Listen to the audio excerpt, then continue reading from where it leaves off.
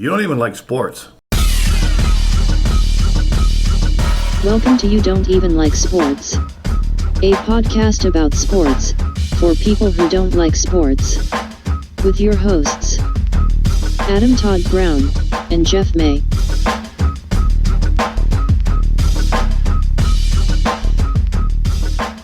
Hey, everybody. Guess what?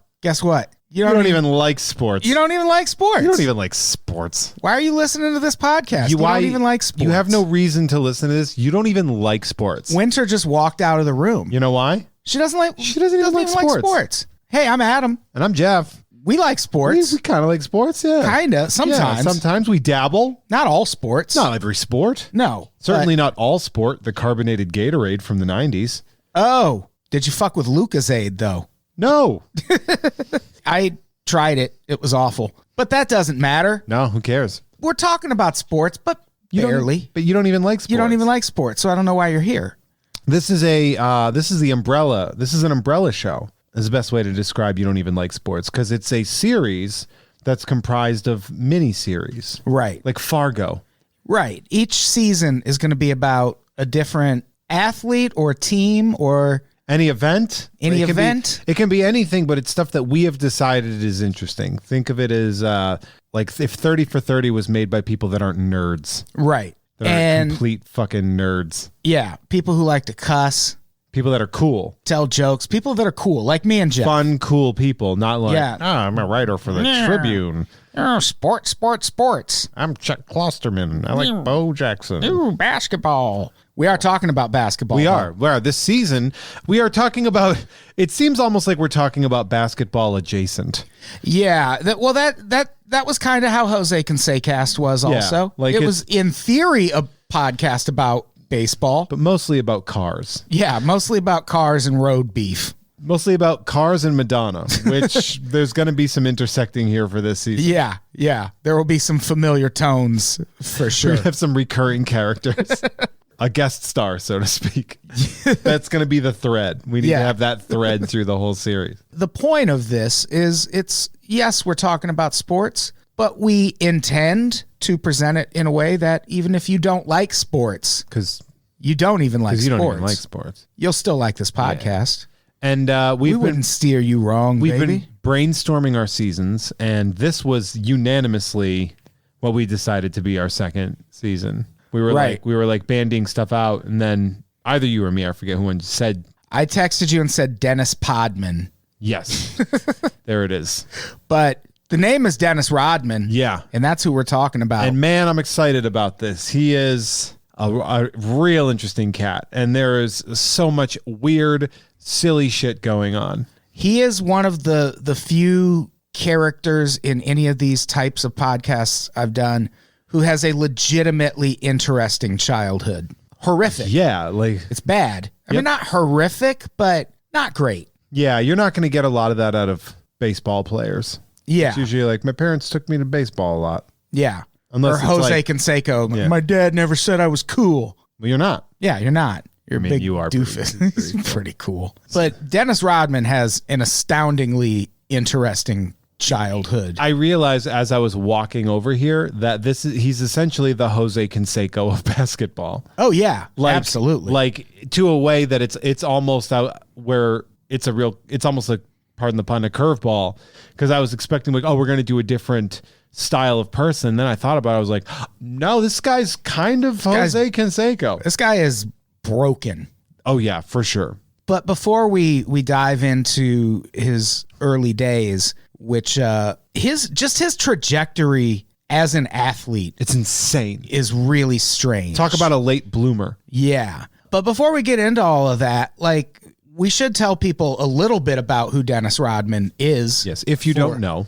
If you don't know, he was an NBA legend. Yes. He a journeyman to a legend. Yes. Like, he did not start out on a career trajectory that you would consider somebody like a Michael Jordan or a Magic Johnson or Larry Bird, where they come out of the gates and they're dominant. He's one of those players who, as he played the game, just consistently got better and better.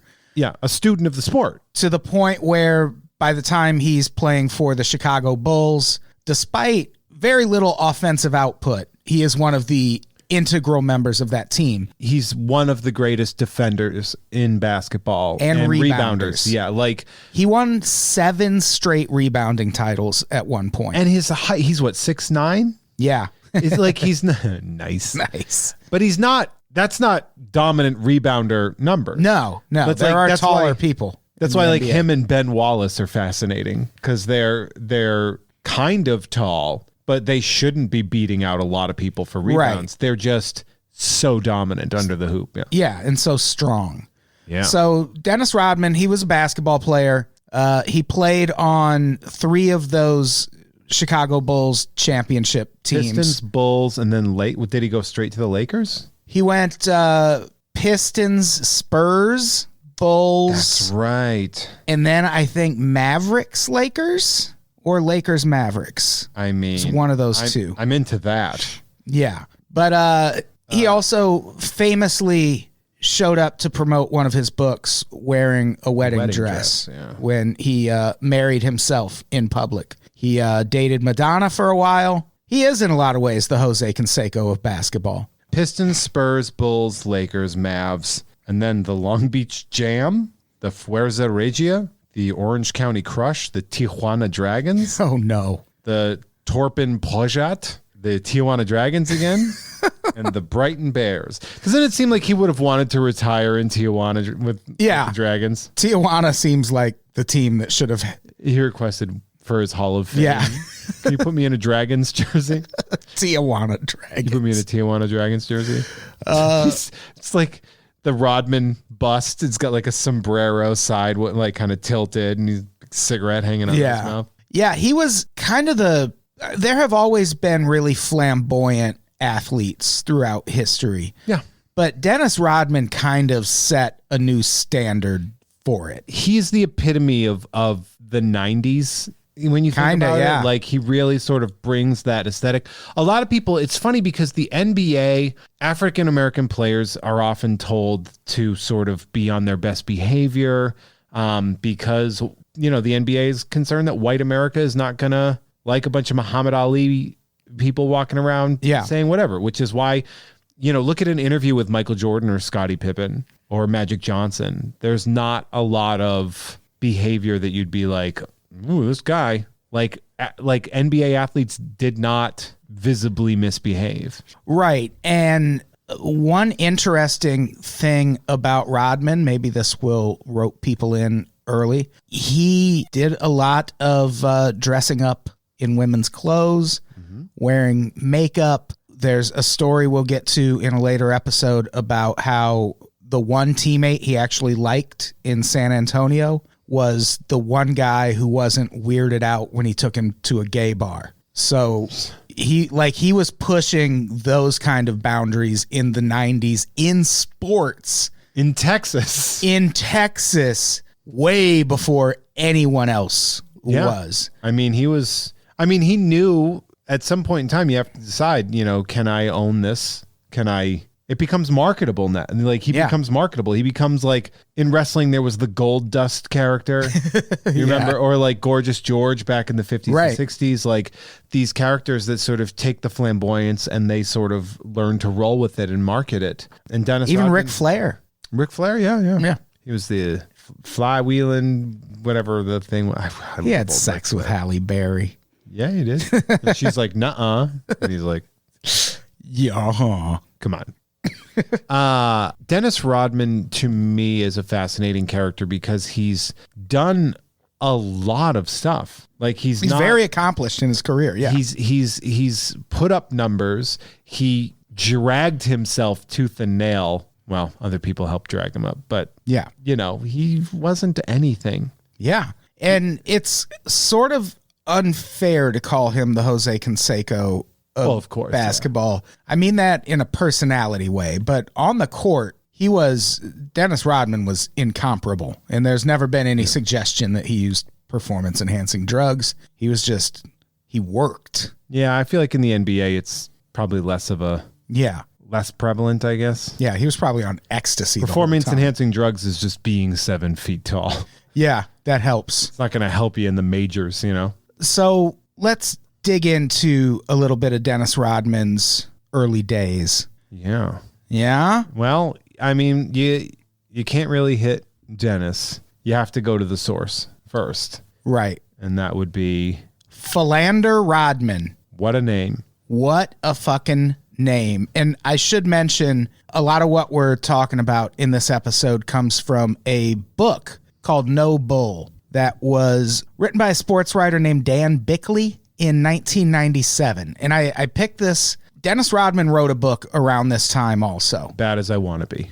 And the thing, we saw it a lot with Juiced when we did the Jose Canseco episode. You're going to hear that person's version of their life, and you're going to hear it the way they want you to hear it. And Dennis Rodman, like the most readily available version of Bad as I Want to Be is the audiobook on Audible, and it is abridged so heavily that it's only an hour long. I saw that because there's also a book by his ex-wife. Oh, no. Called like Bad as He Wants to Be, I want to say, or something like that. Or Bad as He Says He Is or something. I remember because I was looking these up, and that was for sure one of them. And I was like, oh, okay. Yeah, so what we're going to do later on in this series, we're just going to listen to the entire audiobook because that isn't going to take that much time. And we'll just reflect on the things he left out. The book is called Worse Than He Says He Is. And she reads it. And the trailer, you know, they do a little preview of it. It's going to be tough to get through. But it's longer than his version of it. Yeah.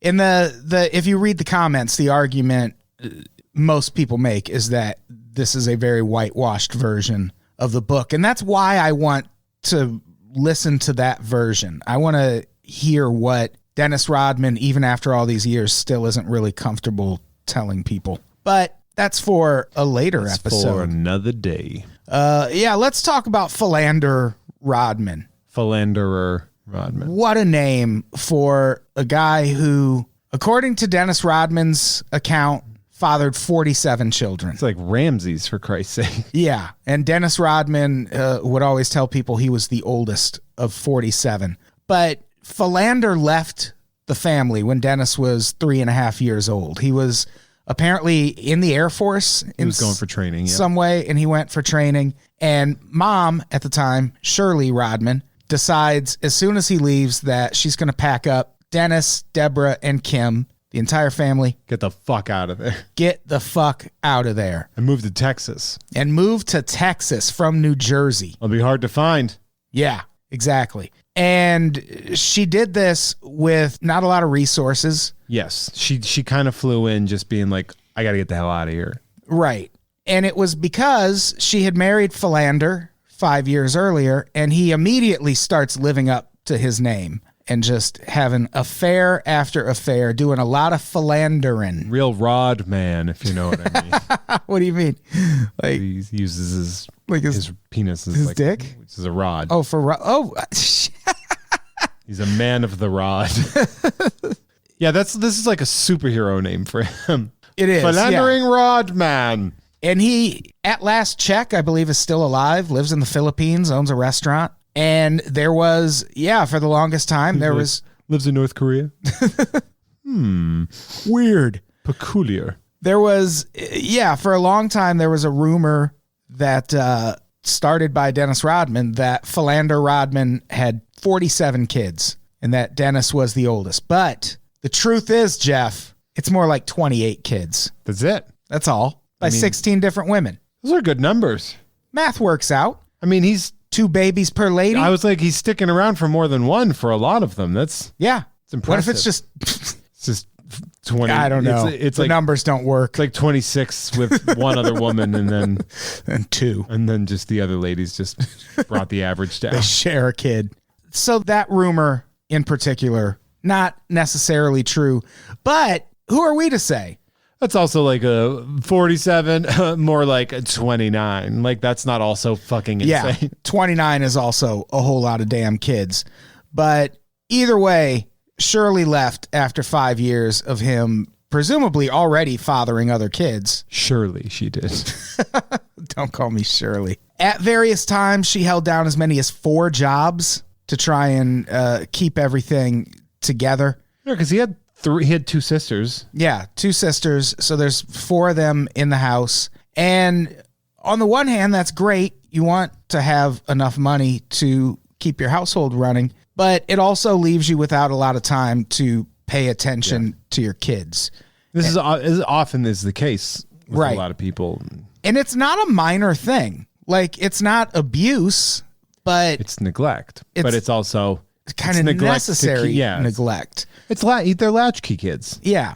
And Dennis Rodman especially was susceptible to that. He very much craved attention as a child, possibly as a result of his dad leaving, which his mom, for some reason, took years and years and years to tell him that his dad wasn't coming back, which seems like a miscalculation. Sure, but that's got to be tough. Yeah. Sorry, I chose to remove your father from your life because he cheated on me. Right. Like, that is a hard thing to have to say to a child who no longer has a father. Yeah. I mean, you say it when they're young. They're not going to know any better. If you watch the 30 for 30 about Dennis Rodman on ESPN that came out, I think just last month, he still has a pretty strained relationship with his mom. Like, they don't really talk. No. Well, they didn't then. Yeah. And so he's tiny. What we're really sort of getting at too, that which needs to be stressed, is that Dennis Rodman is tiny. Yeah. Sickly, skinny. And we say that about Michael Jordan a lot when they're like, Michael Jordan tried out for the basketball team when he was a freshman. Like, yeah, Dennis Rodman stayed freshman size for his entire youth. Right. He was very frail, very sickly, and he lived in the shadow of his sisters. They were both big. And he was good at basketball. To the point that he was considered the baby of the family. And he was actually the oldest child, which that's going to fuck with a kid's head a little bit. Oh, yeah. But at the same time, he was like attached to the hip with his sisters. Like they were there kind of keeping. They were like he only wanted to, it's a theme that comes up throughout this part of the book. He just wanted to hang out with his mom and his sisters. He didn't have friends. He didn't have girlfriends. He would hang out with his sisters, and then when they would go play basketball, he would go play video games. It's fair. Which, it's bound to happen. Must have had an Atari? Yeah, probably an Atari, because he was already in the NBA by the time the NES. The NES came out in 1985 for American release, so... Yeah, so he probably got eventually to the NES. Yeah, probably an Atari, though, at that time. Because, this is the important part. Early 80s, yeah. What console? So, he was considered the baby of the family. His sisters were both accomplished basketball players in high school, and he was just kind of living in their shadow all the time. He tried out for the football team, didn't make it because he was too small, tried out for the basketball team in high school, and interesting twist to the Dennis Rodman story, makes it but quits pretty shortly thereafter. Yeah, because he's not... Because he wasn't getting playtime. Do we know why? Because it says he was benched sort of midway through the season. Does that mean there was an attitude problem or a skill and ability issue? It was a skill thing, because the coach who ends up bringing him to a junior college at one point later in the story, when he's contacted by this former student, they're like, "Do you remember Dennis Rodman?" He was like, "Yeah, a guy can't play." He's like, "All right." But something happens. Yeah. Foreshadowing alert. So he's about 5'6" forever. Right. Through all of high school. And basically his sisters were massively taller than him.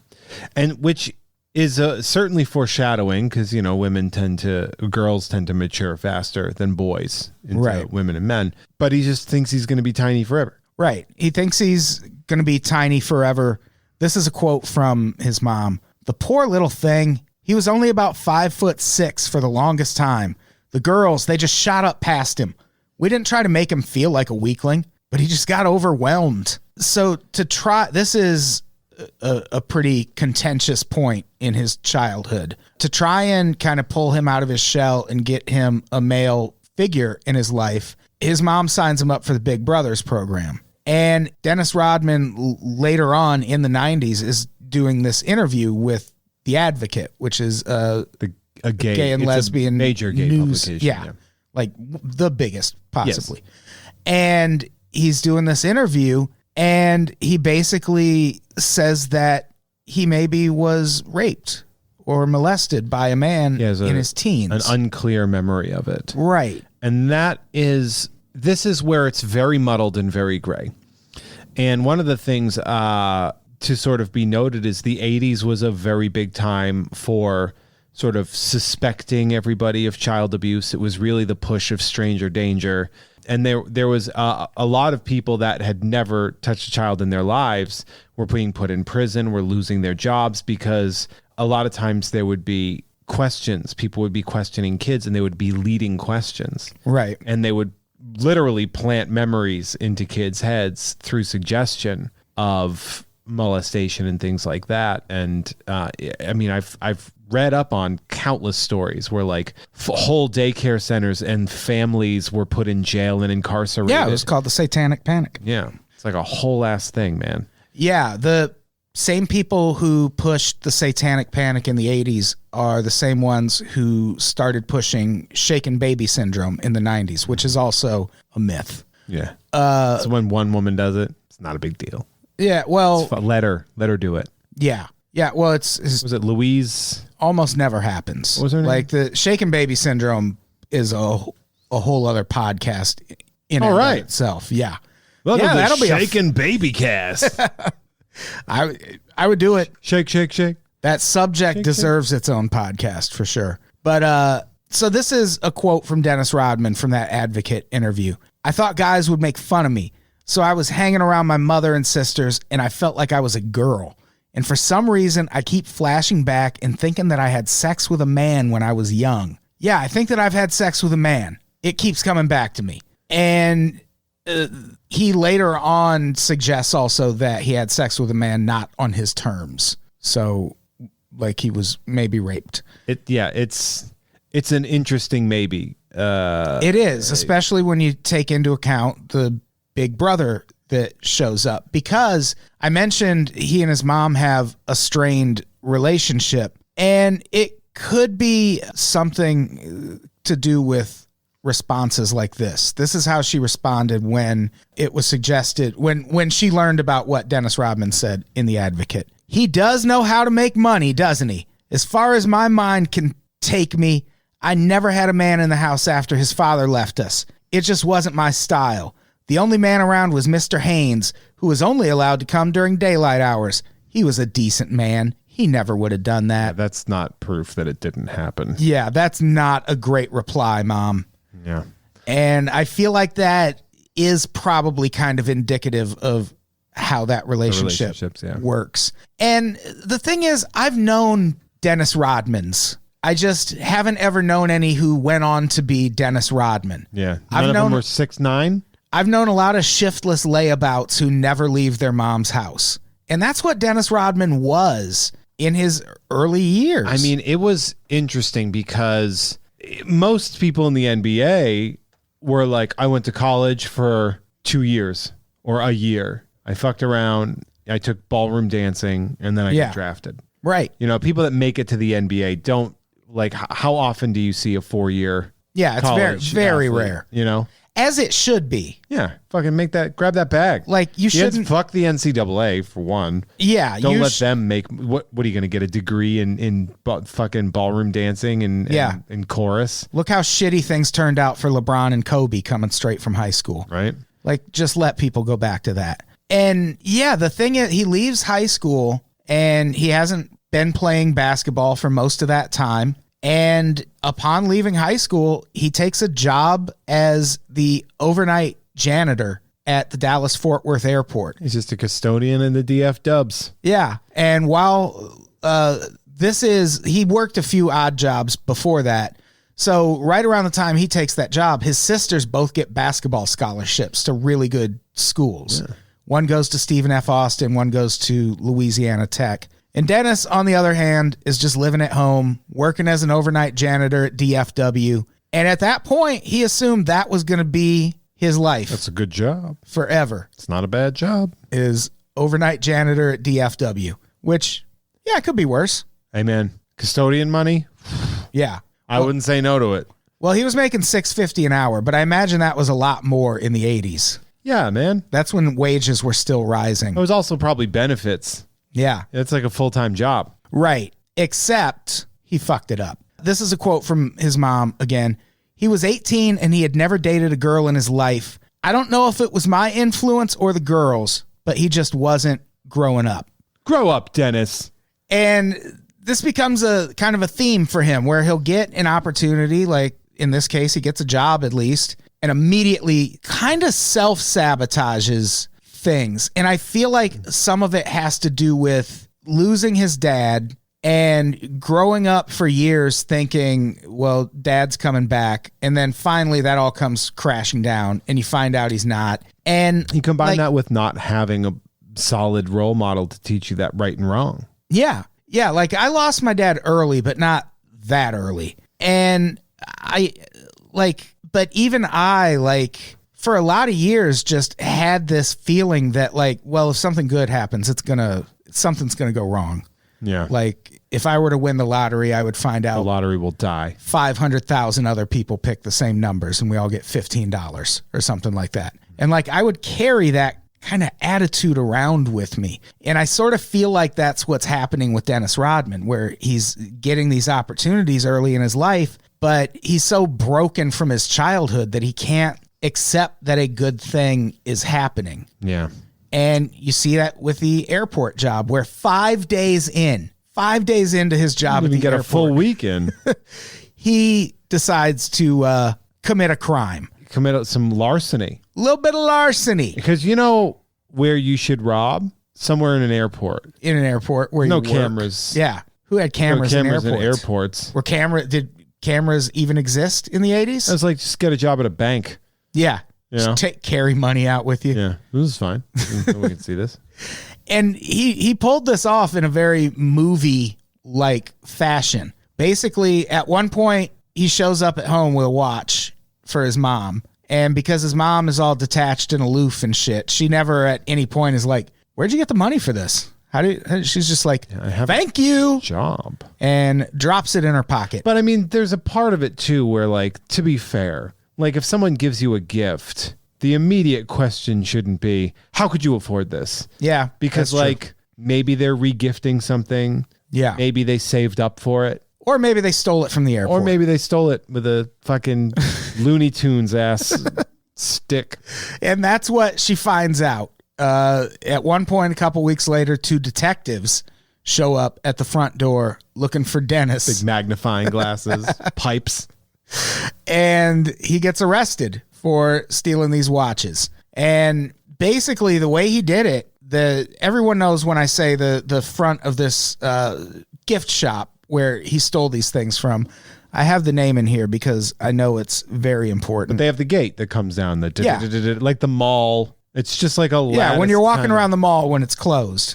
And they got those gates you can still see in. Yeah, it was Aeroplex. Yeah. And he basically takes a long stick with a hook on the end of it. He knows that there are these watches that are normally in the window, and they put them behind the counter at the end of the night to hide them, basically. He knows where they are. He's got a stick with a hook on it, and he just goes fishing for watches. And business is booming. He gets 16 watches totaling $470. Part of me was like, that's it? Yeah. Yeah? Yeah, well, it's still the 80s, though. Did you rob the Timex store? He did. The watches, what he does, he steals these watches and then immediately starts giving them out to people around him. And that obviously gets traced back to him at some point. They're Timexes, really? Is that? Yeah, the first people to identify him, he gave 2 Timex watches to friends who were also working at the airport. Dude. So this robbery happens, and these 2 think they've been gifted new watches, and they show up to work, and the authorities are like, hey, where'd you get those? They look just like the watches that got stolen. And all signs point to Dennis Rodman. Yeah. So he gets arrested. He goes to jail for a night. Mom almost didn't bail him out. The police could hold him for 72 hours. And she thought briefly about not bailing him out, but ended up just letting him stay in for one night. And then he kind of the charges were dropped. Yeah, it just says the charges were dropped. It's very non-Texas. Maybe they liked him. Maybe they felt bad for him. It just seems very not Texas-y to do. Yeah. To drop the charges on a young black man who stole. Yeah, I mean, I'm glad it unfolded that way. Yeah. But yeah. Surprised Texas didn't fucking light him up. Yeah, no shit. So this robbery or this crime he committed in the night in jail, he immediately is like, all right, this is a turning point in my life. I'm going to start getting my shit together. And then immediately just spends another year sleeping on his mom's couch. Here's my thing about this. And this is something that I'm like kind of figuring out. Like, I get why there's like shiftless, good for nothing people now, because we have so much shit in our faces. We have video games and we have phones and we have all that shit. But like, what are you doing in like 1986? Yeah. Like, what are you spending your time doing just on the couch with your mom? Yeah, like Baiting. Yeah, well, I mean, he had that Atari. Might have graduated up to an NES. Might have even had a 7800 by that point, right? You kidding me right Fancy pants. Damn, Dennis Rodman. No wonder you don't want to do nothing. Playing with that Atari 7200. The doomed. Yeah. The doomed Did you ever play console. that? I never did. No, because it came out like what? Like right as the NES came out? Nah, it was a little sooner than that. Yeah. So, yeah, for another year, he just kind of exists as a shiftless layabout. And then something happened. Which, this is nuts. It's pretty crazy. Over the course of 1 year, he grew 11 inches. And this is like, he's what, 19 now? Yeah, 19, like 20. Who gets a growth spurt at 19? Yeah. Like, that's fucking crazy. That's like mutant shit. It is. He's like an X-Man. He went from 5'9" to 6'8" in one goddamn year. That had year. to hurt. Yeah, this is a quote from his mom. Within 2 to 3 weeks, he was growing out of everything. He'd say, "Mama, something's wrong. Something's wrong with my body." He worried so much that he broke out in allergies.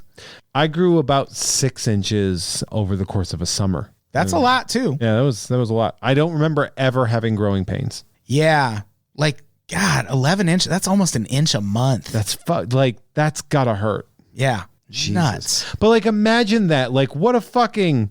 Did he like steal fire for a god or something? Like, what watches? Did he steal watches for a god? Yeah, that's like Twilight Zone shit. It's divine. It's like I would immediately be like, oh, God wants me to do something. Like I don't even believe in God, but if that shit happened to me, I'd be like, this is God wants me to do something with this. And Dennis Rodman decided to start playing basketball again. Why the fuck wouldn't you? Yeah, seems like a good time. Like if you're all of a sudden 6'8", yeah, you can either do that or be Montel Jordan. This is how we do it. All they said was 6'8", he stood.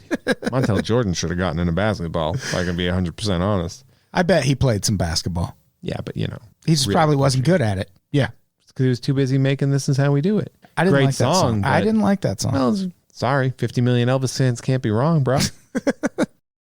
So he has this huge growth spurt and he starts playing basketball again, but just at the local recreation center. And it's while he's playing basketball there that one of his sister's friends comes home for the summer and sees him playing and decides to contact the coach back at her school. And is like, hey, I have a freak you need to see. Well, she was like, hey, remember Dennis Rodman? And this is the coach who was like, yeah, he's bad at basketball. What about him? And she's like, well, he's grown quite a bit. Oh, was this a coach from a different college? What do you mean? Because it says one of his sister's friends comes home for the summer and then sees him playing and contacts a coach at her school, so her college school. Yeah. And told the coach at her college. And so that coach had prior knowledge of Dennis Rodman. Okay. And the sisters also, because he had tried to recruit both sisters. That makes sense. And she's like, no. It's a different Dennis Rodman. You got to come check this shit out. And she does, or the coach comes down and checks him out. And sure enough, Dennis Rodman is the shit now. He's putting up numbers, bro. So they give him a scholarship. This is the break he fucking needs in life. Finally. He's been doing nothing with his time. finally, because granted, it was a shitty community college, Cook County Community College, which, being from Illinois, I only associate Cook County with Chicago and the Cook County Jail. Yes. But this was Cook with an E. Ooh. Cookie County. French. And so he gets this opportunity out of nowhere, this huge growth spurt. It leads to him getting this junior college scholarship. He shows up. He's playing fucking lights out. Dude, he's averaging almost 18 points a game and almost 14 rebounds a game. And this is after having barely ever played organized basketball. So he's kind of just going out there flailing. Yeah.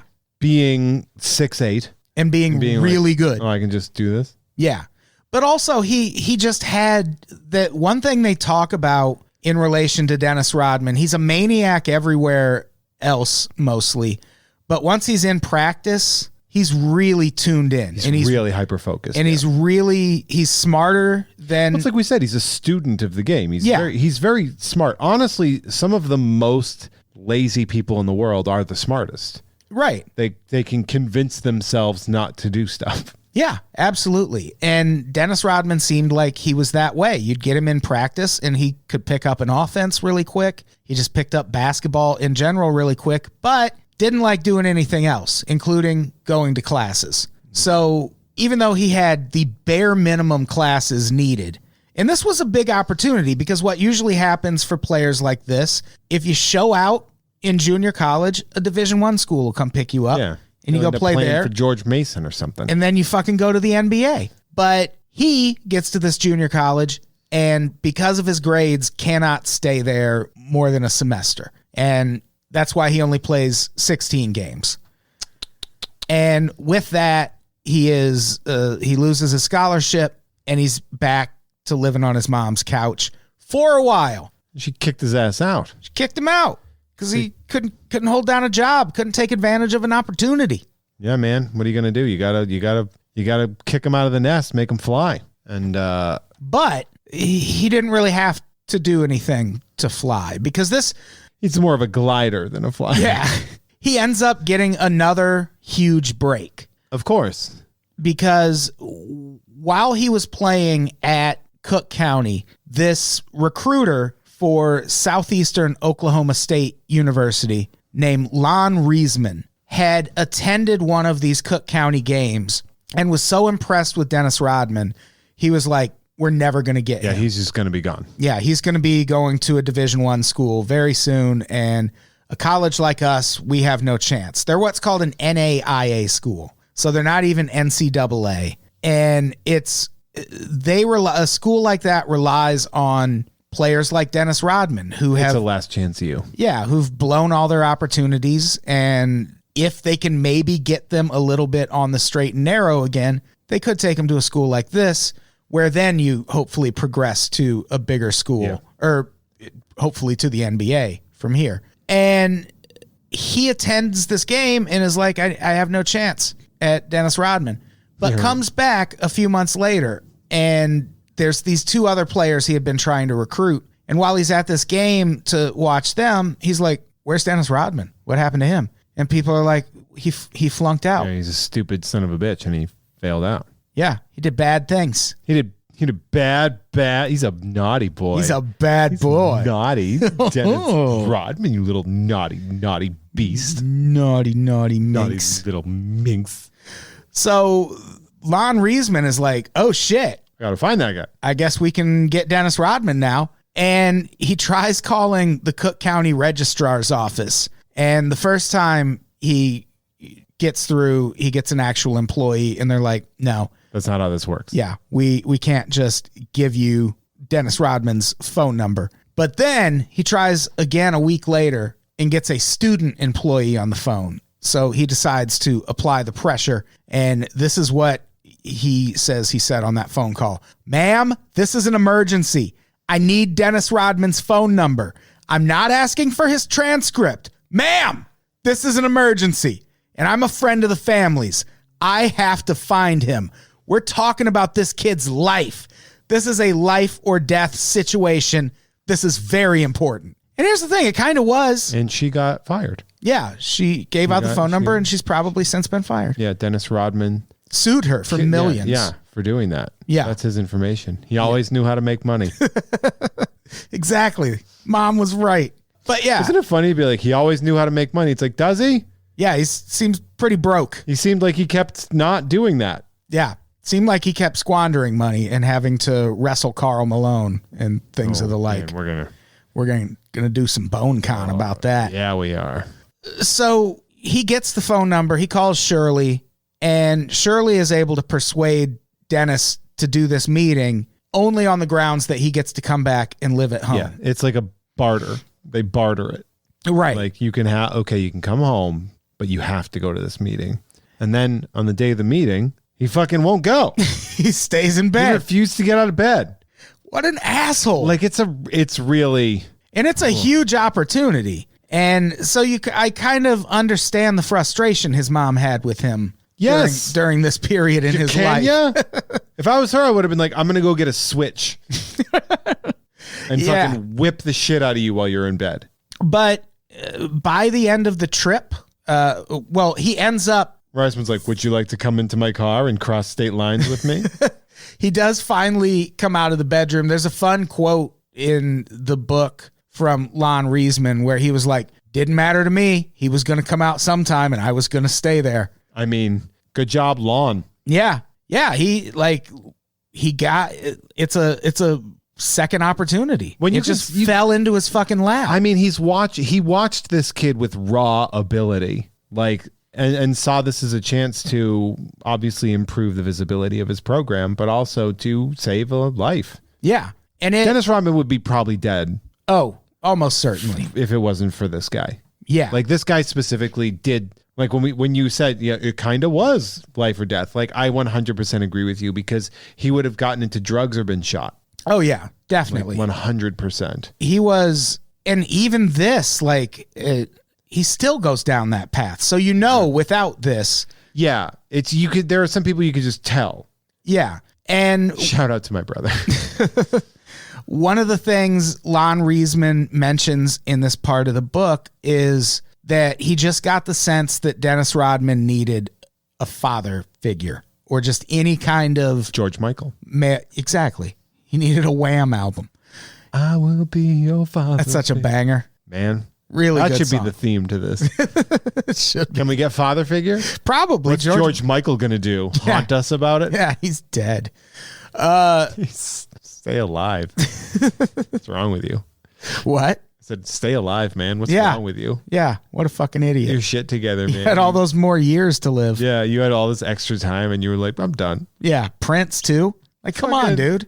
No, fucking stay alive. No, I'm going to hang out with Michael Jackson. Ew. And George Michael. George Michael Jackson. Prince George Michael Jackson. So yeah, they mention in the book that he kind of needs a father figure, and that's a thing you see throughout his career. Yeah. And whenever he has a strong male presence in his life that he respects, he thrives. Yeah. And when he doesn't have that, chaos. And you will see this cycle back consistently. Yes. Most famously with Hulk Hogan. Yeah. With Hulk Hogan, exactly. With Hulk Hogan. Who probably called him some choice words behind the scenes. Oh my God. Yeah. So yeah, he manages to get Dennis Rodman into the car. They drive out to Southeastern Oklahoma State University, just 90 minutes away, not that far from home. 90 minutes from wherever you are. And in the car, Dennis Rodman starts warming up and talking more. And then he's warming up, stretching and stuff, doing suicide sprints in the car. They get to the gym and this recruiter starts like just feeding him compliment after compliment and tells him he could play in the NBA. And that's when Dennis Rodman's like, what? What do you mean? Can I be 100% honest with you? I totally am the same way. Oh, yeah. Like I am such an easy mark for just, if you make me feel good emotionally, I'll be like, you can have my house. Just take it. Yeah. Like I thrive on that. Well, you see it a lot with people who had troubled childhoods, like in any way. And hey, that's us. I don't thrive on attention at all. I mean, I 100% do. I mean, my living is talking and hoping people Hey guys, listen to me. Hey, you wanna listen to some? Want to listen to me talk? Listen to some words? Please listen to me, please. Here's me talking about another dude. So, yeah, the meeting goes really well because of that. He ends up bonding with this guy and on the spot decides to sign with Southeastern Oklahoma State University. Lon Reisman still alive? Who? Is Lon Reisman still alive? I'm not sure. Should get his ass on the pod. Yeah, that would be interesting. Is he on Cameo? So, yeah. I guess my final thoughts are Dennis Rodman needs a dad. And that's going to be a running theme throughout this podcast. This episode is done for right now. Next, the next episode is going to cover, of course, his time in Southeastern Oklahoma State University, which does actually go pretty well. But more importantly, we're going to cover his time with the Bad Boys era Detroit Pistons. He is on Cameo. He's on Cameo. As of recording, he is temporarily unavailable. However, blink, notify me when available. Yeah, we're talking about Dennis Rodman in the NBA on the next episode. Him getting drafted by the Detroit Pistons. His time at Southeastern Oklahoma State University. His father figure at the Pistons, Chuck Daly. And just being a bad boy for life. Bad boy. Almost for life. Yeah. NWO for life, too. Yeah. Yeah. And in future episodes, we're obviously going to cover... We're going to talk about the Pistons. We're going to talk about his time with the Bulls. We got... I mapped them all out today. Yeah, buddy. We're going to talk about As Bad as I Want to Be. We're just going to listen to the audiobook and reflect on it. We will talk about the book I Should Be Dead Now, which is Dennis Rodman's second book. Yeah. Came out in 2005. We're obviously... I'm really excited to do this episode. The Dennis Rodman Goes to North Korea episode. You can't not fucking be obsessed with this. Yeah, it's fucking amazing. And then we're also going to do some bonus episodes if you subscribe on Patreon, or we'll have a way for you to subscribe individually very soon. You'll get a couple bonus episodes this season. One about the time Dennis Rodman wrestled Karl Malone with Hulk Hogan as his tag team partner. And DDP was Dallas Diamond Dallas Page. So I'm really excited about that episode because his wrestling stuff is extensive. He's a interesting cat. Yeah. He's worked with Hulk Hogan a lot. Yeah. Well, makes sense. Yeah, you get it. And then we're going to do a bonus Talking at the Movies episode about the movie Double Team. Yeah, buddy. Which yeah, starred we are. Dennis Rodman and Jean-Claude Van Damme. This is my best friend, Dennis Rodman. He is very good at dunking the basketballs in an action movie. Oh, thank you, Jean. Order. I don't know why I did Elvis there. Is that how Dennis Rodman talks? Dennis Rodman talks like Elvis. Order. Check this out. I'm gonna South Korea. I'm gonna crush the boards and get some rebounds, baby. Yeah. I'm gonna fly out. South Korea. Kim Jong-un. He's the nicest man. South Korea. Is there an invasion? Yes. Yeah, there it is. I wonder if it's just that the Un is a big Double Team fan. I could see that. Right? That wouldn't surprise me. Yeah. Had him sign the VHS when he was over there, probably. Got the VHS. Oh, yeah. Fuck yeah, dude. So, lots of fun stuff coming on this podcast. Jeff. Yeah, buddy. Do you have anything to plug before we get out of here? Yeah, I got a couple of things. You can check me out at Sideshow every other Tuesday through Sideshow Collectibles. You can find me on most of the podcast apps there. So check that out. And YouTube, which is fun. They make me do video. I don't know why. Yeah. Podcast episodes do better when they have video with them on YouTube. And yet... you can check out Tom and Jeff Watch Batman on Gamefully Unemployed, where me and Tom Ryman do it. No, don't.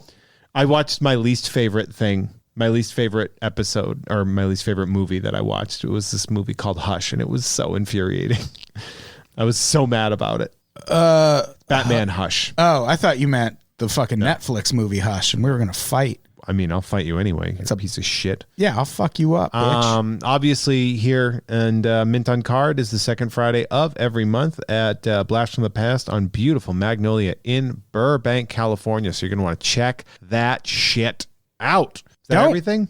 Also going to be live. I'm going to be at the Bird City Comedy Festival at the end of March. So you Phoenix people. Oh, nice. See you in Phoenix, you bitches. Pahonix. Pahonix. Yeah, subscribe on Patreon, patreon.com/unpops. You'll be able to subscribe to us on Supercast soon, which is like Patreon, but better. And I'll be touring later this year. I only have one date hammered out, but there will be more. I'm going to talk to you about some stuff. All right. I've been into contact with some things. Maybe a little bit of contact going through little baby things. Little baby talk. Little baby babies. Until then, let's get the fuck out of here, Jeff. You get the fuck out of here. Jeff, say goodbye. I will not. Fuck you. Goodbye, everybody. Bye, everybody. We love you. Hey, thank you so much. Bye.